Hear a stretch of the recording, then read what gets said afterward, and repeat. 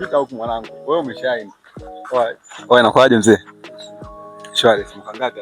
Mwaka wa kwanza. Mwaka wa kwanza? Ndio. Mwanangu umeshaini. Mimi na maswali mawili sawa. Kipi hasa kimekuvutia sana hapa Chuo cha Sauti? Na unitajie kozi 3 ambao wana shine sana hapa Sauti. Sasa mimi kilichonivutia zaidi hapa Sauti, cha kwanza pametulia, mazingira yake tu yamenifurahisha.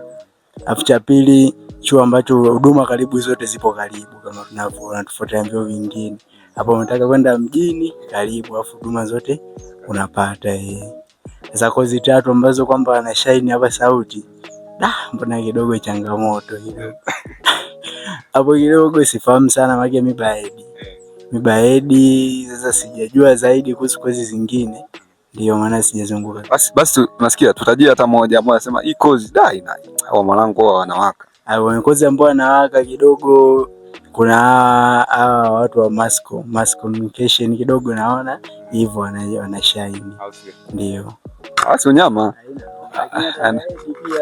Baedi pia pande labda girls naona kidogo wanajitahidi wanavaa. Ndio. Sasa yana noma sasa. Umetisha.